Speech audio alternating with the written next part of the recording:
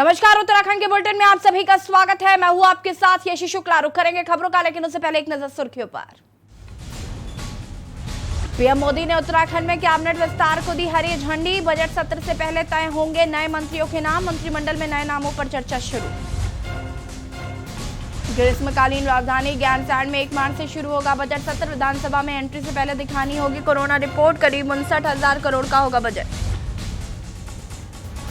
रुड़की में बहादुरपुर गांव में कांग्रेस की किसान पदयात्रा। किसान पदयात्रा में शामिल हुए पूर्व सीएम हरीश रावत। कृषि कानून के खिलाफ खोला मोर्चा। कुंभ के लिए नागा सन्यासियों का हरिद्वार पहुंचना शुरू। 3 मार्च को निकलेगी निरंजनी अखाड़े की पेशवाई। कोरोना को देखते हुए प्रशासन हुआ अलर्ट। हरिद्वार में जिस्म फरोशी का धंधा बेनकाब। शिव मूर्ति चौक पर होटल में पुलिस का छापा। आपत्तिजनक हालत में 2 युवक और 2 युवतियों संग मैनेजर अरेस्ट। उत्तराखंड से गुजरात भेजे जाएंगे 7 आदमखोर गुलदार। हमले में जा चुकी है कईयों की जान। गुजरात सरकार ने शिफ्टिंग के प्रोजेक्ट को दी हरी झंडी।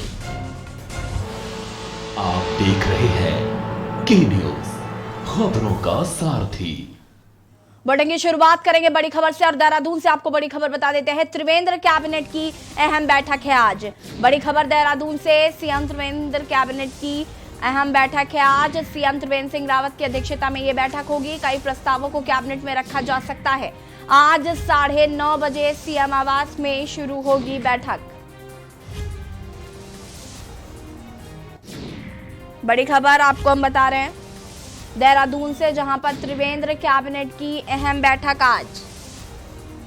सीएम त्रिवेंद्र सिंह रावत की अध्यक्षता में होगी बैठक। कई प्रस्तावों को कैबिनेट में रखा जा सकता है। आज 9:30 बजे सीएम आवास में शुरू होगी बैठक। बड़ी खबर हम आपको बता रहे हैं।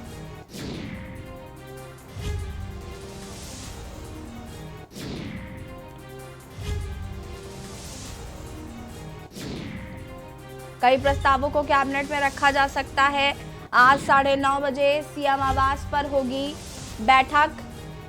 9:30 बजे ये बैठक शुरू होगी। त्रिवेंद्र कैबिनेट की अहम बैठक आज। आपको बता दें कि मंत्रिमंडल का विस्तार भी होना है। केंद्र सरकार से मंजूरी मिल गई है और जल्द ही बजट सत्र के पहले मंत्रियों के नाम रखे जाएंगे। मंत्रियों को मंत्रिमंडल में शामिल किया जाएगा। आज 9:30 बजे सीएम आवास में बैठक शुरू होगी। और इसी खबर पर ज्यादा जानकारी के साथ राजेश वर्मा हमारे साथ जुड़ चुके हैं। राजेश वर्मा जी, आपसे जानना चाहेंगे, सीएम त्रिवेंद्र सिंह रावत की अध्यक्षता में आज बैठक होगी 9:30 बजे। ये बैठक कितनी अहम मानी जा रही है? बिल्कुल, जैसे मैं बता दूं कि 1 मार्च से लेकर जो है 10 मार्च तक जो है बजट सत्र जो है वो गैरसैंण में शुरू होने जा रहा है। लेकिन उससे पहले जो आज मुख्यमंत्री सिंह रावत की अध्यक्षता में 9:30 बजे कैबिनेट की बैठक बुलाई गई है और कैबिनेट की बैठक जो है वो मुख्यमंत्री आवास पर शुरू हो जाएगी। अब से आगे जैसे जो बैठक है और इसको जो कयास लगा जो खाली पद मंत्री में है जो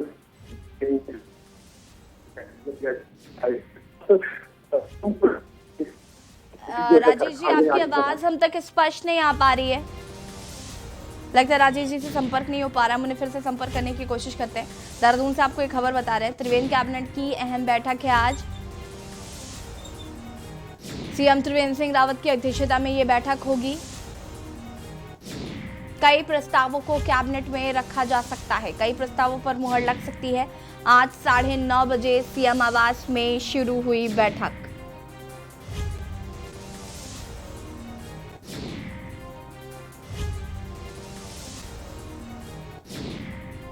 सीएम त्रिवेंद्र सिंह रावत की अध्यक्षता में होगी बैठक। कई प्रस्तावों को कैबिनेट में रखा जा सकता है। आज 9:30 बजे सीएम आवास में शुरू होगी बैठक।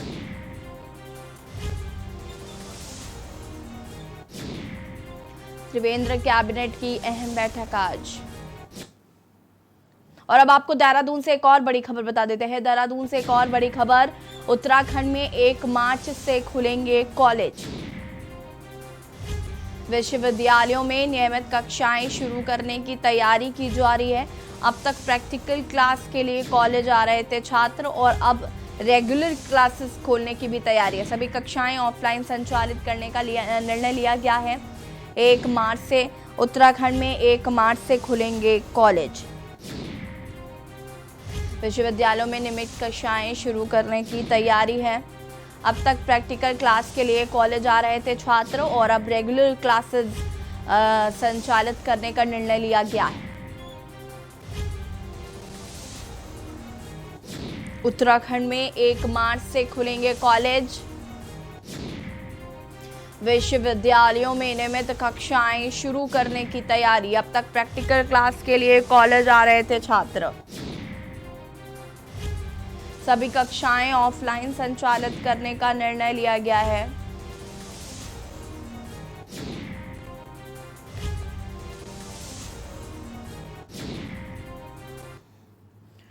और अब हरिद्वार से बड़ी खबर, कुंभ की तैयारियों को लेकर जुटा प्रशासन। शिवरात्रि पर प्रज्वलित किए जाएंगे 3100 दिए और 3100 दियों से जगमग होगा पृथ्वीनाथ महादेव मंदिर। गंगा जल से किया जाएगा सामूहिक रुद्राभिषेक।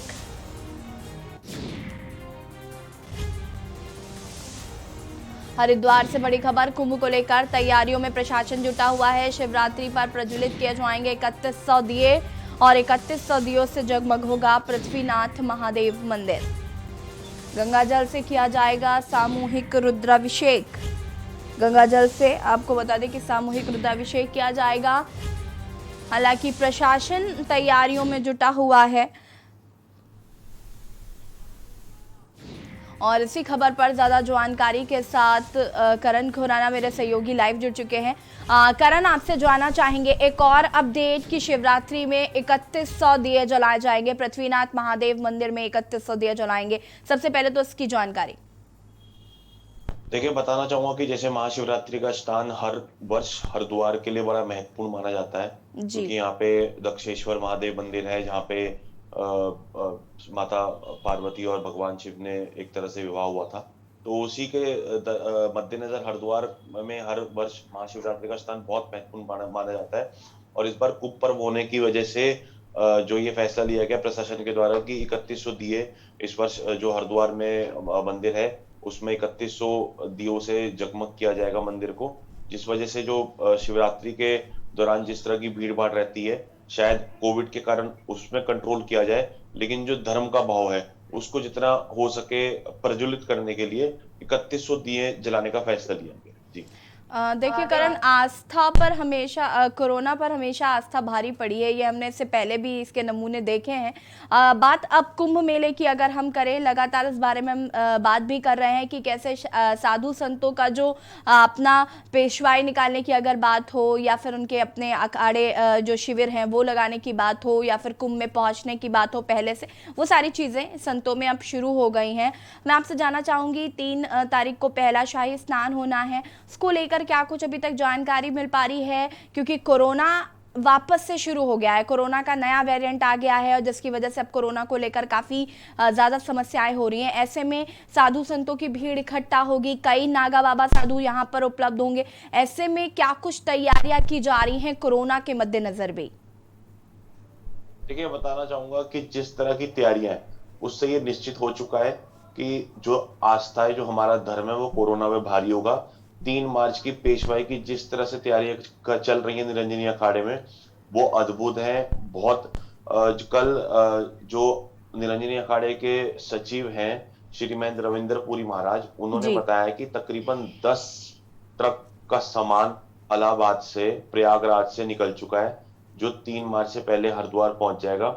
उसमें श्री छड़ी, श्री औदे, श्री सिंहासन, इस तरह से करके जितनी भी पेशवाई में सामान होता है वो सारा यहाँ पहुंच रहा है। नागा साधु सन्यासी यहाँ पहुंच चुके हैं। तो आप खुद सोच सकते हैं कि किसी भी चीज की कमी तो होने ही नहीं दे रहे हैं। तो 3 मार्च की जो पेशवाई है, अगर वही इतनी अद्भुत और इतनी बड़ी निकलने वाली है, तो उसका जो मैसेज, जो उसका संदेश पूरे देश में जाएगा कि कोरोना को दरकिनार करते हुए, कोरोना के डरों को साइड में रखते हुए जो साधु संत है, कुंभ का आगाज 3 मार्च को उन्होंने कर दिया है। अब तो सिर्फ श्रद्धालुओं को अपनी हिम्मत और आस्था को बढ़ाना और हरिद्वार की ओर आना है। साधु संत अपने अपने तरफ से स्पष्ट कर चुके हैं कि कुंभ का आगाज हो चुका है। 3 मार्च को शानदार पेशवाई निकालने की पूरी जी तैयारी। जी लेकिन करण, कहीं ना कहीं ये गलत भी है, क्योंकि कोरोना से डरना बहुत जरूरी है। लगातार जिस तरीके से मरीज बढ़ रहे हैं, अब महाराष्ट्र हो गया, केरल हो गया, तमाम मध्य प्रदेश हो गया, ये तमाम वो राज्य है जहां पर कोरोना को लेकर अलर्ट भी जारी कर दिया गया है। जाहिर सी बात है श्रद्धालु वहां से भी आएंगे। आप इस बात को बता भी रहे थे कि उनको जो है RT-PCR टेस्ट कराना बेहद जरूरी होगा, या कोरोना रिपोर्ट लानी उनके लिए तो कंपलसरी होगी। ये इसको लेकर क्या कुछ तैयारी की जा रही है? क्योंकि एक बड़ी चीज है कि आप कैसे उन लोगों को चिन्हित करेंगे, या वो अगर जैसे कि पहले हम बात कर रहे थे कि 2 घंटे की चेकिंग होती है, फिर नहीं होती है, फिर होने लग जाती है, तो वो जो बीच में ब्रेक होता है तो वहां से भी लोग एंटर कर सकते हैं। ऐसे में मुस्तैदी कितनी होगी प्रशासन की?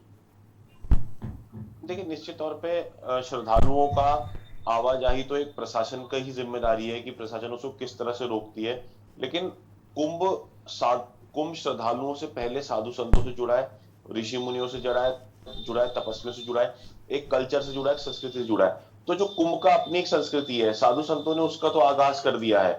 वो साधु संत तो उसमें पीछे नहीं हट रहे हैं। जो 2 महीने वो प्रशासन के साथ, सरकार के साथ एक समन्वय बिठाकर जो सरकार का सहयोग कर सकते थे वो कर चुके हैं। सरकार ने यही जो सारी पेशवाइयां दिसंबर से शुरू होती है, साधु संत करते करते जनवरी निकाल दिया, फरवरी निकाल दिया, अब वो मार्च में आ चुके हैं।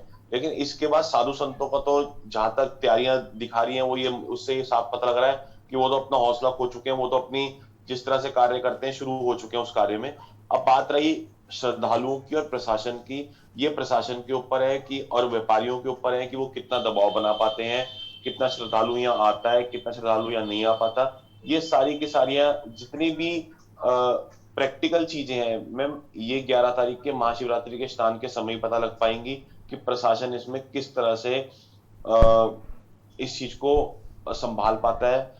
श्रद्धालु सिर्फ एक खाना पूर्ति के लिए आदेश जारी किए जाएंगे और श्रद्धालु को आने दिया जाएगा, या फिर सख्ती इतनी की जाएगी कि श्रद्धालु हरिद्वार नहीं आ पाएंगे, ये उसी समय पता लग पाएगा।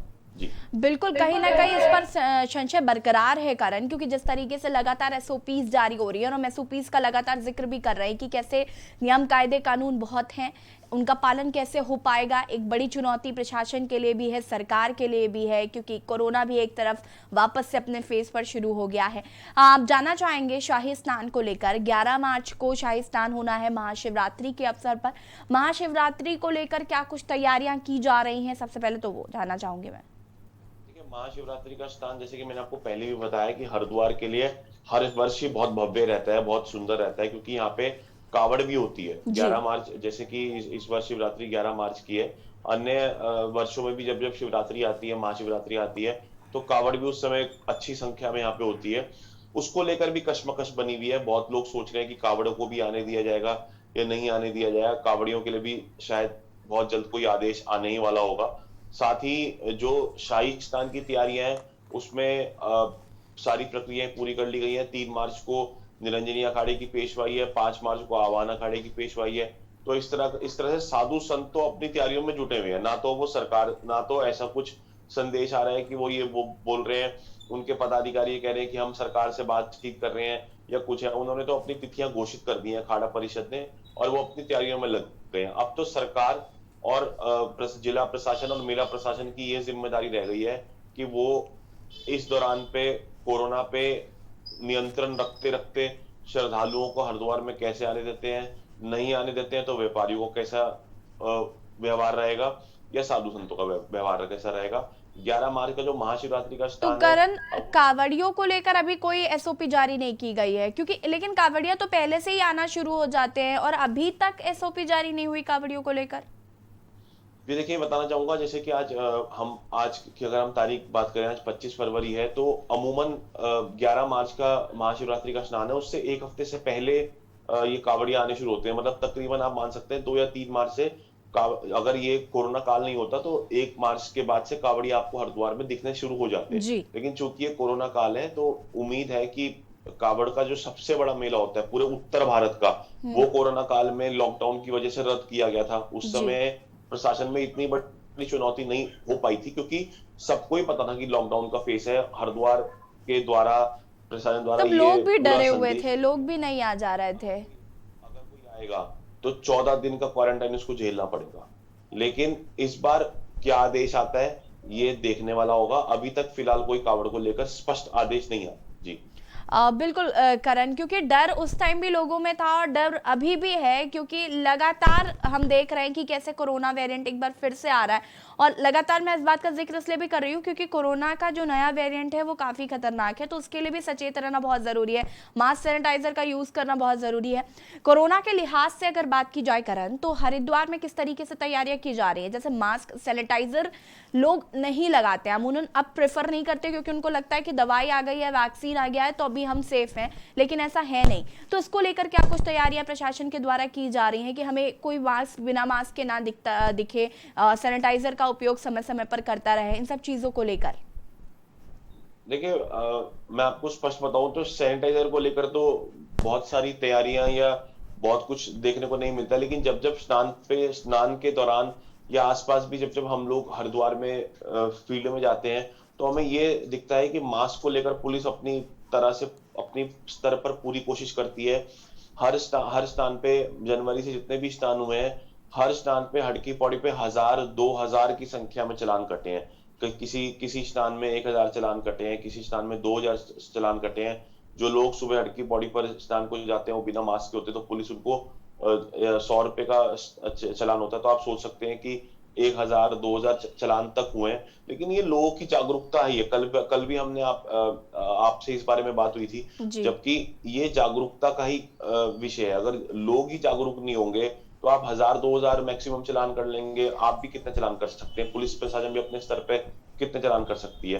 तो इसको लेकर जब तक लोग जागरूक नहीं होंगे तब तक उस तरह का माहौल तो नहीं बन पाएगा। लेकिन पुलिस प्रशासन मास्क को लेकर तो बहुत सजग है। हमारे हरिद्वार में बहुत ज्यादा टाइटनेस है मास्क को लेकर। जी। पूरी कोशिश रहती है कि मास्क के बिना कोई ना रहे, लेकिन जागरूकता का इसमें बहुत बड़ा अभाव है। जी करण, बेबी रानी मौर्य राज्यपाल भी पहुंची है आज दौरे के लिए, उसको लेकर क्या कुछ जानकारी मिल पा रही है?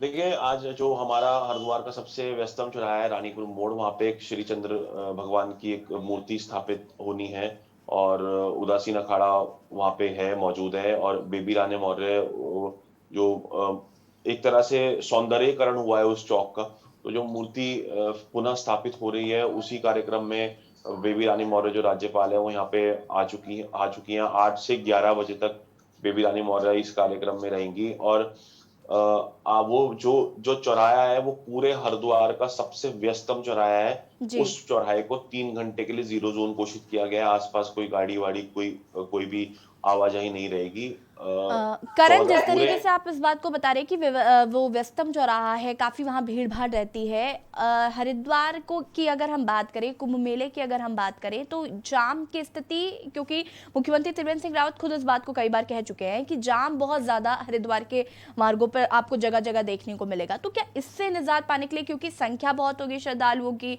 तो गाड़ी ऑब्वियसली बहुत सारे लोगों की होगी, तो ऐसे में क्या कुछ व्यवस्थाएं सड़कों को लेकर की गई हैं, पार्किंग को लेकर क्या व्यवस्थाएं हैं ताकि जाम की स्थिति उत्पन्न ना हो? देखिए, जो पिछले भी स्नान में हुआ था, 8 पार्किंग उसमें चिन्हित की गई हैं। 8 पार्किंग बहुत बड़ी पार्किंग है, जितनी भी हरिद्वार में वो चिन्हित की गई हैं। साथ ही ट्रैफिक जैम को लेकर एसपी रैंक के जो अधिकारी होते हैं उनको मॉनिटरिंग के लिए कहा गया है। जो ट्रैफिक डायरेक्टोरेट है हमारा उत्तराखंड शासन का, वो भी कुंभ के लिए अलग से बैठकें ले रहा है और समय समय पर ट्रैफिक की कंट्रोलेंस के लिए देहरादून स्तर से भी अधिकारी अपनी पूरी मॉनिटरिंग कर रहे हैं। अगर हम बात करें हरिद्वार की, हरिद्वार में जितने भी हाईवे तैयार हुए हैं उसके बाद ट्रैफिक लगने की थोड़ी सी उम्मीद कम हो गई है। कल भी जो मेलाधिकारी हैं उन्होंने बैठक ली है और ट्रैफिक के जो पुलिस प्रशासन के अधिकारी हैं उनसे ही जानना चाहे कि बॉटल नेक सड़क कहाँ पे है, जहां जहां बॉटल नेक्स हैं उनको थोड़ा सा और बढ़ाया जा सके, जिससे कि ट्रैफिक की आवाजाही में समस्या ना हो। तो अगर आप कुल मिला के देखें तो हाईवेज बनने के बाद हरिद्वार की स्थिति पहले से बेहतर है। जी हाँ, करण, आपसे ये भी जानना चाहेंगे कि जहां पर पार्किंग है, उस पार्किंग मतलब वो पार्किंग कुंभ मेले से कितनी दूर है, कितना लोगों को पैदल चलना पड़ेगा, इसको लेकर क्या कुछ जानकारी है? देखिए मैम, इसमें कोई दोहराई नहीं है कि जहाँ जहाँ पार्किंग्स हैं, अगर हम उसकी हड़की पौड़ी की बात करेंगे तो 1 या 2 पार्किंग को छोड़ के बाकी जितनी पार्किंग है वो हड़की पौड़ी से अमूमन 2 से 3 किलोमीटर होंगी। और जी। जब कुंभ मेला होता है, ये इस बार का कुंभ मेले की बात नहीं है, जब जब कुंभ मेला हुआ है श्रद्धालुओं को 2 से 3 से 4 किलोमीटर भी चलना पड़ता है गंगा जी में स्नान करने के लिए। जी। लेकिन अभी तक जो स्थिति आई है, जो पिछले 2 मौनी अमावस का स्नान निकला है, बसंत पंचमी का स्नान निकला है, अभी तक जितने भी स्नान निकले अभी तक ऐसी कोई स्थिति नहीं आई है कि किसी श्रद्धालु को 2-3 किलोमीटर चलना पड़े। हड़की पौड़ी के पास, हड़की पौड़ी के रेंज में 1 किलोमीटर में 2 या 3 पार्किंग्स है जहाँ पे अभी तक मैनेज हो चुका है। आने वाले समय में 11 मार्च में हमारे खुद ये हम लोग देख रहे हैं कि बहुत सी रिजर्वेशन हो चुकी हैं, बहुत लोग के आने की उम्मीद है। ये कहाँ तक पॉसिबल हो पाएगा, ये 11 मार्च को ही पता लग पाएगा। लेकिन फिलहाल ऐसा लग रहा है, जो आकलन लगाया जा रहा है कि 11 मार्च का स्नान भव्य और बड़ा होने जा रहा है। जी। करण, आपसे जानना चाहेंगे, अब शिविर को लेकर हम लगातार बात कर रहे थे कि साधु संतों का वो जो कैंप लगता था वो नहीं लग पाएगा और उनको अपने अखाड़ों में ही रहना पड़ेगा, लेकिन आप कह रहे थे कि संत जो हैं अगर वो चाहते हैं तो वो शिविर लगा सकते हैं, क्योंकि सरकार कहीं ना कहीं एक बार संतों के आगे झुकती भी है। तो क्या शिविर को लेकर संत इस बात में पहल कर रहे हैं कि हम शिविर भी लगाएंगे वहां पर? देखिए, जो जैसे कि पहले ओपन ग्राउंड में, जैसे कि एक जूना खाड़े का माया देवी मंदिर का एक पार्किंग स्लॉट है, जी। जहाँ पे हर वर्ष 12 साल के लिए, 11 साल की तो पार्किंग होती है। लेकिन जब कुंभ मेला आता था तो उसी जगह पर बहुत बड़े बड़े शिविर लगते थे, तंबू लगते थे, जहाँ पे बाबा लोग बैठ के तपस्या करते थे, श्रद्धालु जाते थे। लेकिन इस साल अभी तक, जैसे कि फरवरी निकल ही चुका है, आप देख रहे हैं, तो अभी जी। तक कुछ उस तरह की तैयारी नहीं हुई है। परसों जो अखिल भारतीय अखाड़ा परिषद के श्री महंत है, महामंत्री हरिगिरी, उन्होंने कहा है कि कोरोना सबसे महत्वपूर्ण है। अगर कोरोना कहीं भी फैलता है तो उसके लिए भले शिविर खाली करवाने पड़े, भले साधु संतों को वापस भेजना पड़े, सब करेंगे, लेकिन कोरोना नहीं फैलने देंगे। तो ये सब चीजें समय पर ही स्पष्ट हो पाएंगी कि 11 मार्च तक आते आते साधु संतों का भी क्या रुख रहता है। लेकिन अभी तक जो लग रहा है वो ये लग रहा है कि 11 मार्च का जो स्नान है, वो कुंभ को लेकर जो धारणा चल रही है कि साधु संत क्या सोच रहे हैं या क्या है, लग रहा है कि 11 मार्च अगर उस समय तक रहता तो 11 मार्च का स्नान अच्छी भीड़ भाड़ का होने वाला है। लाखों की संख्या में श्रद्धालु आने वाले हैं, पेशवाई बहुत बड़ी निकलने वाली है। ऐसा लग रहा है कि सब बहुत सामान्य तरीके से हो जाएगा। करण, उम्मीद है कि इस बार का कुंभ में जो रौनक नहीं दिखने वाली है वो एक भव्यता हमें देखने को मिले कुंभ में, क्योंकि 11 साल बाद कुंभ हो रहा है। फिलहाल तमाम जानकारी देने के लिए आपका बहुत बहुत धन्यवाद। बता दें कि आपको 3100 दिए से जगमग होगा पृथ्वीराज महादेव मंदिर। ये एक नया अपडेट कुंभ मेले को लेकर है। गंगा जल में आपको बता दें कि गंगा का पानी शुद्ध रहे, इसको लेकर आस्था कलश की स्थापना भी की गई है। शिवरात्रि पर 3100 दिए भी जलाए जाएंगे। कुंभ मेले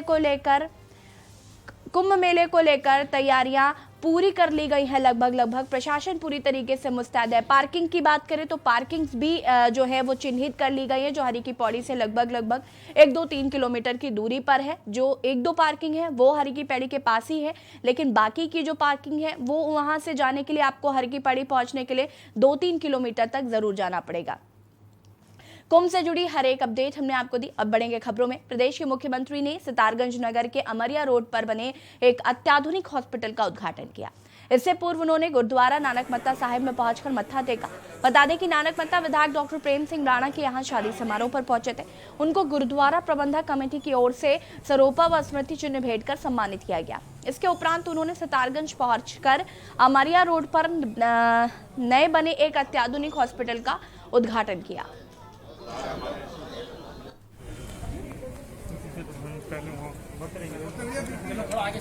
बढ़ते रहेंगे आगे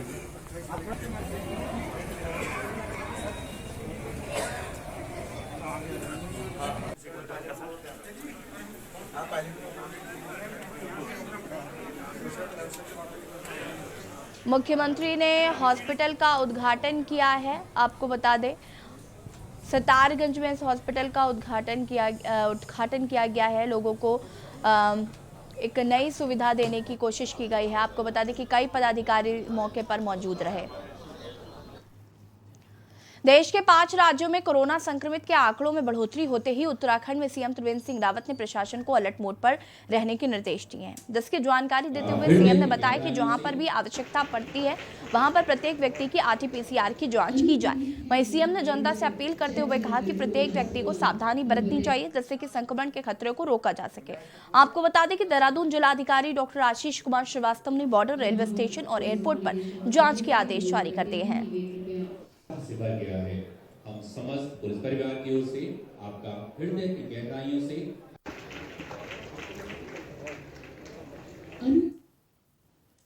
उत्तराखंड के बुलेटिन में फिलहाल इतना ही। देखते रहिए के न्यूज़ इंडिया। नमस्कार।